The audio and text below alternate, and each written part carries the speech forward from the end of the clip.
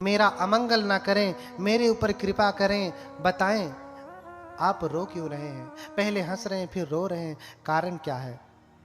ऋषि कहते, राजन, मैं बहुत प्रसन्न हूं कि मुझे होने वाले बुद्ध का दर्शन हुआ। क्या कहा? पमोदितो खो राजन सको बुद्ध सुदर्शनन। राजन, मैं प्रसन्न हूं। ये जो श्लोक हैं सब त्रिपिटक से हैं, अपने मन से गढ़ के नहीं कह रहा हूं, ये अलग से नहीं कह रहा हूं। वही त्रिपिटक है छठ संगायन की, जिस संगीति में स्वयं बाबा साहब रहे हैं। मैं इसलिए प्रसन्न हूं कि मैं बुद्ध का दर्शन कर पाया, और दुखी इसलिए हूं कि मेरा समय आ गया। मैं 80 वर्ष से अधिक हो चुका हूं, अब मैं अधिक दिन नहीं रहूंगा। जब ये बालक बुद्ध बनेगा तब तक मैं रहूंगा नहीं, इसलिए रो रहा हूं, इसलिए रो रहा हूं। राजन समझ जाते, समझ जाते, और फिर ऋषि से चर्चा करते। हालांकि पहले वाले जो ब्राह्मण थे उन्होंने भी चर्चा किया था कि या तो बुद्ध होंगे या फिर चक्रवर्ती राजा होंगे। तो सातों ब्राह्मणों की बात मान लिया था, कहा कौंडिन्य को भगा दिया, सातों की बात मान लिया। अरे अरे ये छोटा है, बच्चा है, अभी कम उम्र का है, कुछ जानता नहीं। अक्सर लोग आयु से किसी को योग्य सन्यासी मानते हैं, ऐसा है ना। लेकिन बौद्ध धर्म में आयु से कोई योग्य सन्यासी नहीं होता, कि कोई जवान है तो छोटा है और कोई बूढ़ा हो गया तो बड़ा, ऐसा नहीं। आयु से कोई बड़ा नहीं होता। सन्यास कब से लिया है, प्रवज्ञा कब से ली है, तब से वो बड़ा होता है। और विशेष रूप से जब से उपसंपदा होती है तब से उसकी आयु गिनी जाती है। इसलिए बहुत सारे भिक्षु आप देखते होंगे उम्र में, जैसे कल ही मैं एक भंते बूढ़े वाले आए, मैंने उनको प्रणाम नहीं किया, क्योंकि अभी ऐसे चीवर पहना, 2-4 साल हुए उनको, और उनकी उपसंपदा भी नहीं हुई। एक तो सन्यासी मुझसे बाद बने हैं, दूसरे उनकी उपसंपदा ही नहीं हुई है, यानी प्रमाणित ही नहीं हुए हैं कि ये भिक्षु हैं। उस मुझसे छोटे ही हैं, मैंने प्रणाम नहीं किया। तो एक उपासक कह रहे, अरे ये बड़े अहंकारी लगते हैं, इन्होंने प्रणाम नहीं किया। बड़े बूढ़े बुजुर्ग हैं, उनको प्रणाम करना चाहिए उठकर। हमने कहा शरीर को प्रणाम थोड़ी नहीं होता है। मुझसे नहीं कहा, उपासकों से कहा, उपासकों ने बाद में कहा। हमने कहा इस शरीर को प्रणाम थोड़ी ना, क्या इस चमड़ी को प्रणाम करेंगे? क्या है इसमें? अबे इसे काट के रख दीजिए तो 10 मिनट बाद बदबू आने लगेगी, इसको प्रणाम करेंगे? नहीं ना, कि ये शरीर थोड़ा जवान है, इसको प्रणाम कर लेता हूं, ये बूढ़ा है।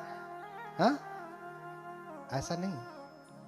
शरीर को प्रणाम नहीं होता है, तपश्चर्या को, सन्यास को प्रणाम होता है कि कितने अधिक समय तक इसने अपने प्रवज्ञा का जीवन जिया है, सन्यास का जीवन जिया है, कितने समय पहले से इसने काम भोग का जीवन छोड़ा है। और जो बचपन से गृह त्यागी है, उस सन्यासी की महिमा का कहना ही क्या। यहाँ जो देख रहे हैं ना, सब गृह त्यागी बचपन से बैठे हैं। हमारे 2 भंते बैठे हैं, एक और कहीं पे इधर उधर होंगे, जो अभी गीत गा रहे थे, बचपन से हैं। और बचपन के सन्यासी का तेज ज्यादा होता है, उसका सामर्थ्य ज्यादा होता है। उसका गुस्सा भी अगर हो गया ना तो कोई बचा नहीं पाएगा। सही सन्यासी है तब मस्ती करने वाला, ऊट पटांग करने वाला है तो कुछ असर होने वाला नहीं। इसलिए जब आप आते हैं तो क्या कहते हैं, ओकाश वंदामि भंते द्वारतेन मया कत्तं सब्बंग अपराधं खमतु मे भंते।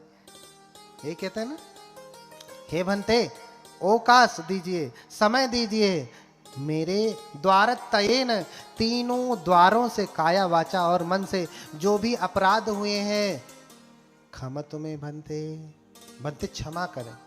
मैंने काया वाणी और मन से जो भी अपराध किया है, हे भंते समय दें मुझे, मेरे ऊपर कृपा करें, मेरे सभी अपराधों को क्या करें, क्षमा करें। तो भिक्षु क्या कहते हैं, खम्मामी खम्मामी खम्मामी, क्षमा करता हूं, क्षमा करता हूं, क्षमा करता हूं।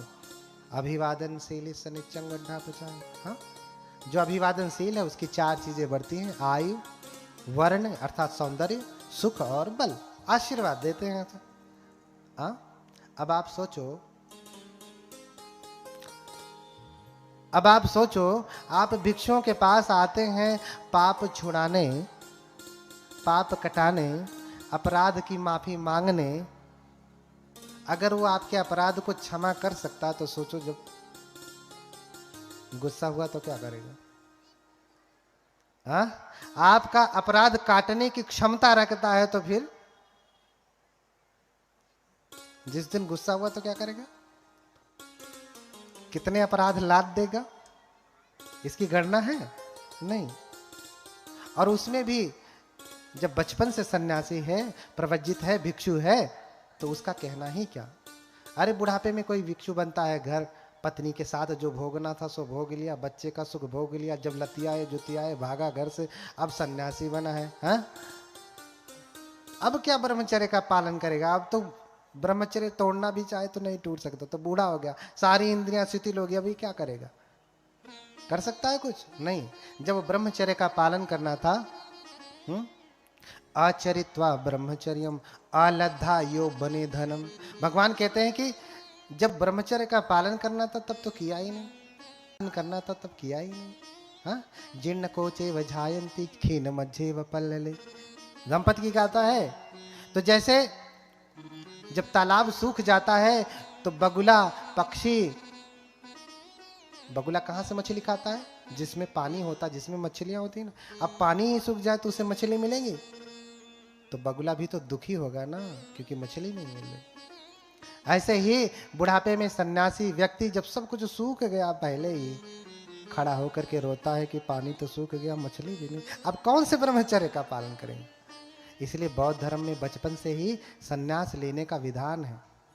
हाँ, देखो कितनी बार आपने पांव को बदला, दादाजी लोग, पिताजी लोग।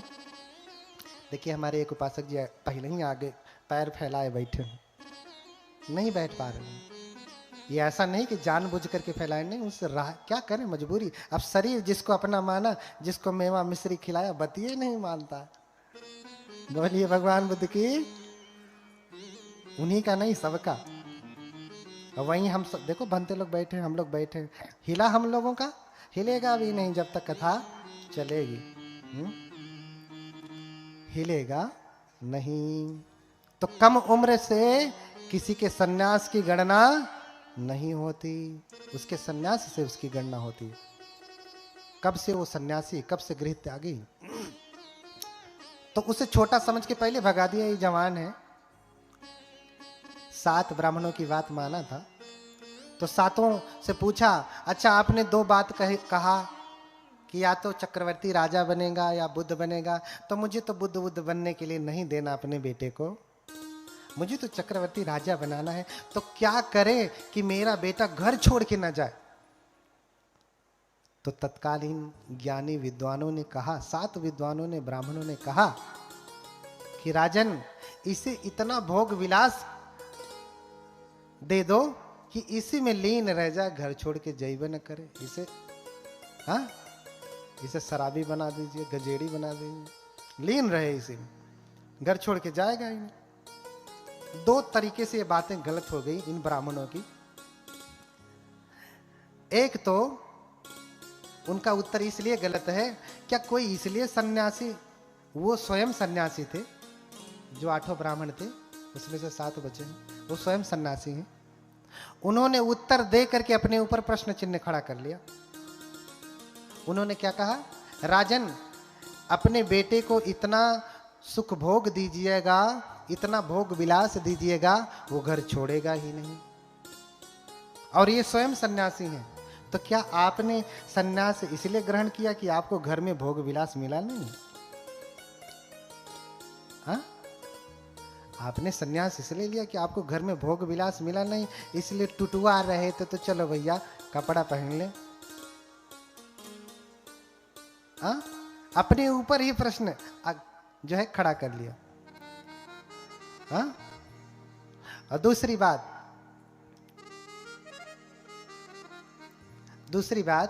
अगर भोग विलास दे दिया जाएगा तो घर नहीं छोड़ेगा, घर में ही रहेगा। कभी भोगी विलासी व्यक्ति चक्रवर्ती राजा बन सकता है? आ? कभी भोगी विलासी व्यक्ति, अरे चक्रवर्ती राजा बनने के लिए तो अखंड ब्रह्मचर्य का पालन करना पड़ेगा, हाँ, व्यायाम करना पड़ेगा, अभ्यास करना पड़ेगा, शस्त्र विद्या में निपुण होना पड़ेगा, उसके लिए भोग विलास से निकलना पड़ेगा, तब तो कर पाएगा ना। तो दोनों तरीके से उनकी बातें गड़बड़ ही हैं। कौंडिन्य की बात नहीं माना, कम उम्र का है ना, इन बुढ़उओं की बात माना। हाँ, तो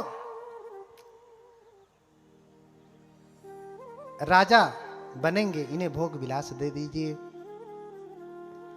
और इधर असित ऋषि भी आए हैं, देखे हैं, तो देख करके समझ रहे हैं कि ये बुद्ध बनेंगे, चक्रवर्ती बनने का कोई आसार नहीं है। असित ऋषि चले जाते, राजन इनकी परवरिश करने लगता, ये धीरे धीरे बड़े होने लगते, सारे भोग विलास की सुविधा दे देते। लेकिन ये बचपन से ही कुशाग्र बुद्धि के थे, दयालु थे, इतने दयालु कि छोटे से छोटे जीव की भी हत्या नहीं करते। कभी शिकार खेलने नहीं जाते, क्योंकि राजा तो युद्ध में पारंगत तब होता है जब वो शिकार खेलता है ना, बिना शिकार खेले वो कैसे युद्ध में पारंगत हो सकता है? नहीं हो सकता ना।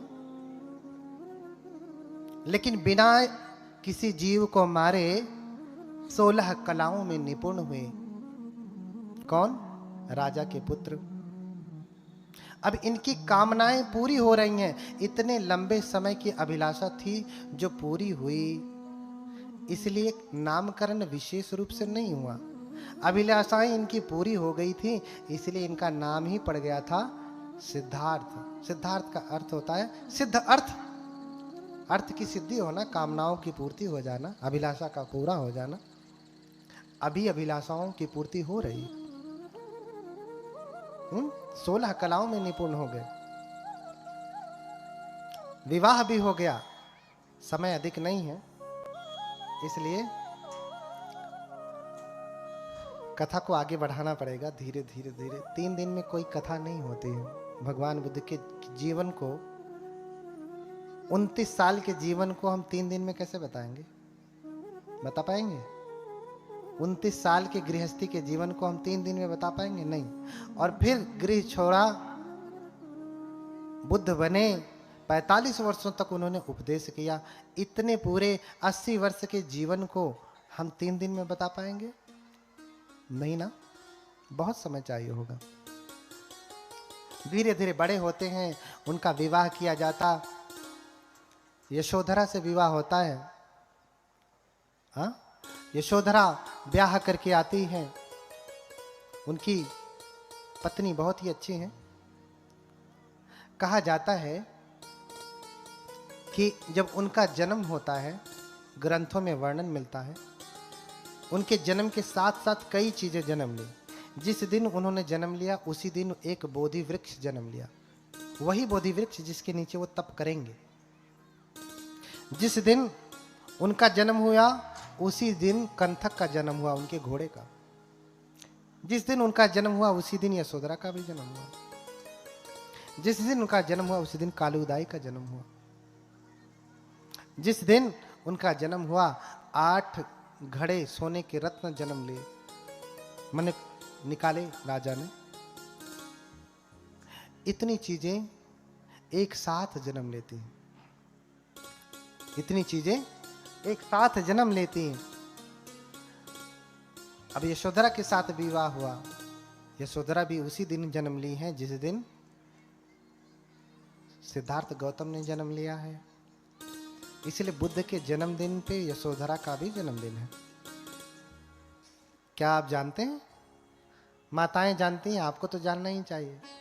ये तो पुरुष वर्ग है, अपने पुरुषों को प्रमोट करेंगे, महिलाओं को जानना चाहिए। माता यशोधरा का जन्म किस दिन है? जिस दिन बुद्ध का जन्मदिन है, उसी दिन किसका जन्मदिन है? माता यशोधरा का भी जन्मदिन है। इसलिए यशोधरा का भी जन्मदिन मनाएं, यशोधरा का भी जन्मदिन मनाएं। उनका विवाह हो जाता, विवाह होने के कुछ ही समय बाद उनको एक लड़का भी हो जाता। राजा सब कुछ वैसे कर रहा है, जैसे 7 ब्राह्मणों ने कहा भोग विलास सब कुछ वैसे ही दे रहा है। 3 महल बना दिए, रम्य महल, सुरम्य महल और शुभ महल। ये 3 महल बनवाए, एक सर्दी के लिए, एक गर्मी के लिए और एक बरसात के लिए। रम्यम सुरम्यम शुभम इति, रम्य सुरम्य और शुभ, इस प्रकार के 3 महल बनवाए। सर्दी में जहां रहते वहां गर्मी में नहीं रहते, जहां गर्मी में रहते वहां सर्दी में नहीं रहते, और जहां बरसात में रहते वहां दोनों मौसम में नहीं रहते। विवाह के कुछ ही समय बाद उनको लड़का हो गया। अच्छा, जब पुत्र पैदा होता है तो पिता प्रसन्न होता है ना? प्रसन्न होता है कि नहीं? घर में लड़का पैदा होता है तो प्रसन्नता होती है ना? माता पिता जानते होंगे, बाकी लोग क्या जानेंगे। यहाँ कितने पिता बैठे हैं? सब पिता हैं लगभग। इधर माताएं, कितनी माता हैं जिनके बच्चे हैं? बेटी बेटा कोई भी हो, है ना? बेटा जन्म लेता है तो खुशी होती है ना? लेकिन जब सिद्धार्थ को पुत्र पैदा हुआ तो उनको सूचना जब दी गई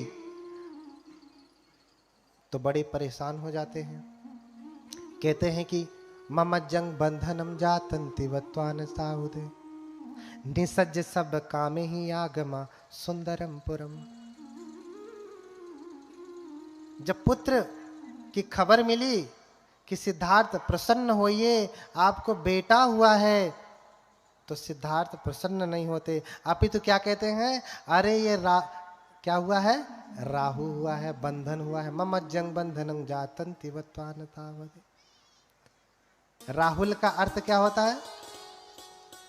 बड़ी खुशी से राहुल नाम रखते हैं। बहुतों का नाम राहुल तो जैसे कॉमन हो गया है, हाँ, चाहे हिंदू हो चाहे बौद्ध हो, बहुत सारे लोग क्या नाम रखते हैं? राहुल। राहुल नाम रखते हैं ना? राहुल का अर्थ होता है बाधा, बंधन। और जब उन्होंने राहु कह दिया, राहुल कह दिया, तभी से उनका नाम भी क्या पड़ गया? राहुल। सिद्धार्थ का भी नामकरण ऐसे ही हुआ। अभिलाषा का पूरा हो गया, हो जाना तो सिद्धार्थ हो गए, बंधन पैदा हो गया तो राहुल हो गए। ठीक है? उन्होंने कहा कि राहु पैदा हुआ, राहुल, बंधन पैदा हुआ है। अरे अब मैं गृह त्याग नहीं कर पाऊंगा। बाबा साहब ने द बुद्धा इन धम्मा में लिखा है कि रोहिणी नदी का विवाद होता है और वो घर छोड़ देते। ये सिर्फ भगवान बुद्ध और उनके धम्म में इसका वर्णन।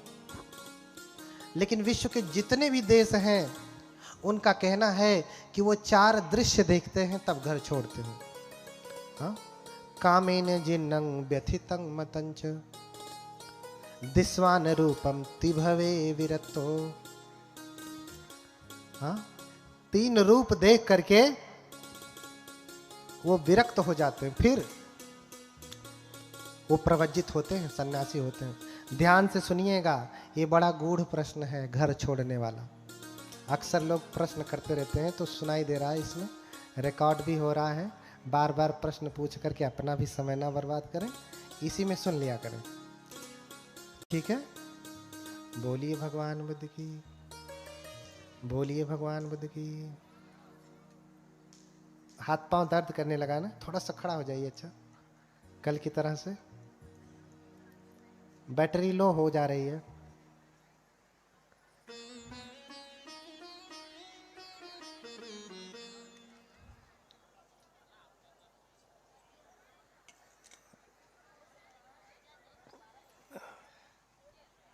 भागना नहीं पिछवा से,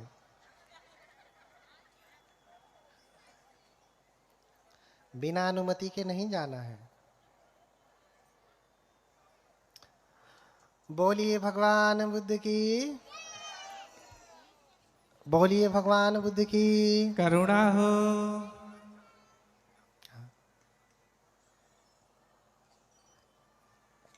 हाँ, चलिए स्तुति करते रहते हैं, हाथ जोड़िए।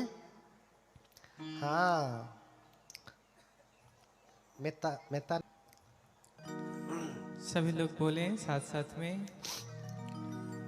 तनहं करो महावीरो। सभी लोग बोलें। तनहं करो महावीरो। मेधं करो महायशो। शरणं करो लोकहितो। दीपं करो ज्योतिर्गमो। सुमनो सुमनो धीरो। रेवतो रति उत्तमो। शोभितो गुण संपन्नो। अनुमदसी जनुत्तमो। पद्मो लोकपज्योतो। नारदो वरसारथी। पद्मोत्तरो सत्सारो। सुमेधो अग्गपुग्गलो। सुजातो सब्बलोकज्ञो। पियदसि नरासभो। अथदसि कारुणिको। धम्मदसि तमोनुदो। सिद्धथो वसमो लोके। तिस्सो वरद संवरो। फुस्सो वरद संबुद्धो। विपस्सी चयनोपमो। सिखे सब बहितो सत्था। वे सब भूक कुसाधतो। कश्यपो सिर संपन्नो। गौतमो शक्य पुंगवो। तेसं सच्चेन शीलेन। खन्ति मेत्तबलेन च। तेऽपि त्वं अनुरक्षन्तो। आरोग्येन सुखेन चाति।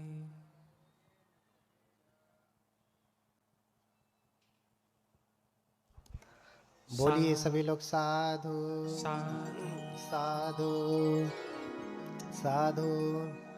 कुछ आराम आया? हाँ बैठिए, एक गीत बनते जी के चलेगी, अभी और आराम आ जाएगा। बैठिए। हाँ, क्योंकि गृह त्याग जब वो करते हैं तो 4 दृश्यों को देख करके करते हैं। रोगी व्यक्ति को, बूढ़े व्यक्ति को, मृत व्यक्ति को और सन्यासी को। बोलिए भगवान बुद्ध की, बोलिए भगवान बुद्ध की। बैठ जाइए सभी लोग, बैठिए।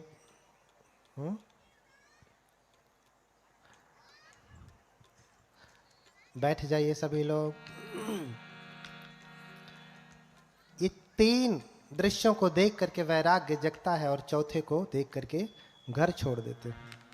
हम हर दिन बूढ़े व्यक्ति को देखते हैं, बीमार को देखते हैं, प्रवज्जित को देखते हैं, लेकिन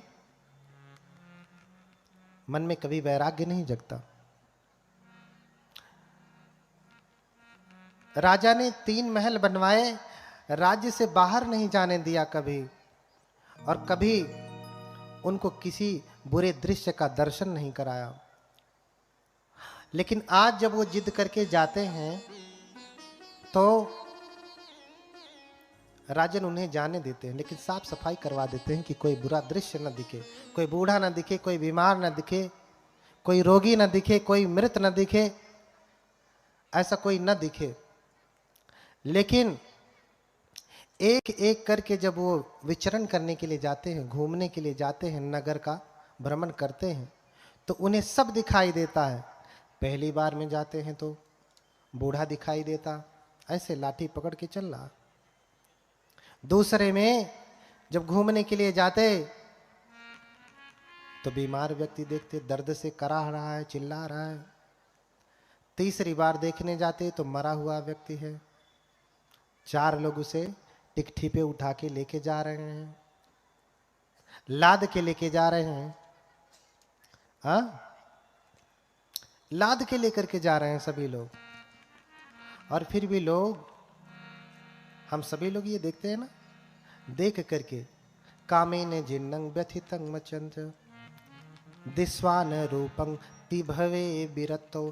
तीनों रूपों को देख करके उनके मन में विरक्ति जाग गई।